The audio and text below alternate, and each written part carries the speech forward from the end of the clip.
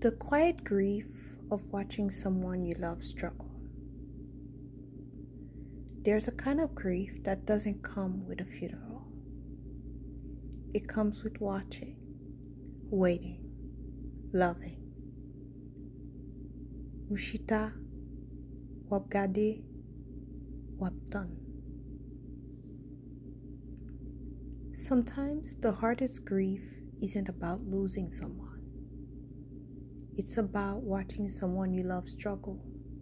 Chaque jour, no silence, slowly, repeatedly, without knowing how the story will end. Today, I want to name that experience. The grief that lives quietly alongside love. This kind of grief can be subtle. It can feel like a heaviness that never fully leaves, a background worry you carry everywhere, preparing yourself for outcomes you don't say out loud, holding hope and fear at the same time, loving someone while bracing yourself. Nothing has happened, and yet something is always happening inside of you. In our culture, grief is expected to come after loss, after something final, after people gather.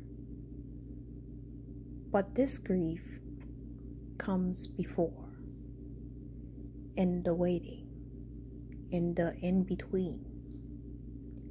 And when you try to speak it, you might hear, "Faut qu'on ait la foi. Bon Dieu a réglé ça." Those words are meant to comfort, but sometimes they leave no room for how heavy the waiting feels. Carrying this kind of grief over time does something to you. It can make you stay alert even when you're tired, feel guilty for imagining the worst, smile in public while feeling fragile inside, hold your breath during quiet moments, feel alone even when family's around. You might feel torn between gratitude and grief, between love and fear, between now and what might come. Ou fort, mais ou fatigué. You're not grieving the person, you're grieving the uncertainty. Here's something important to say out loud.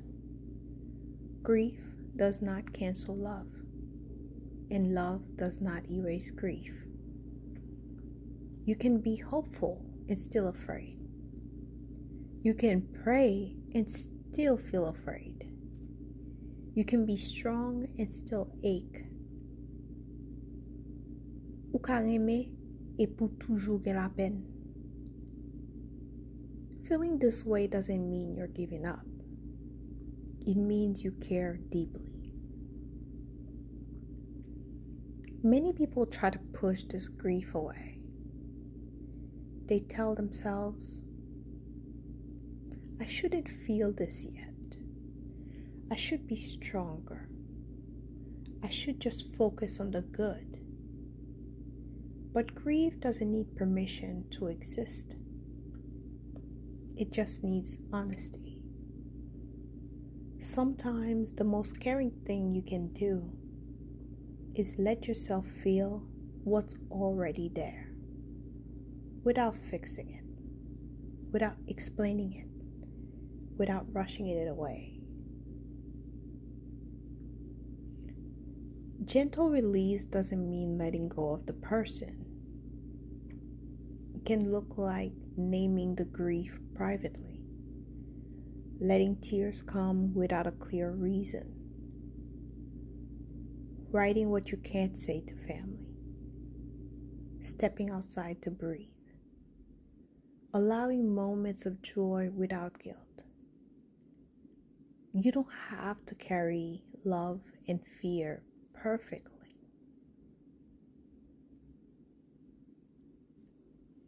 If you're carrying this quiet grief, I want you to know you're not weak.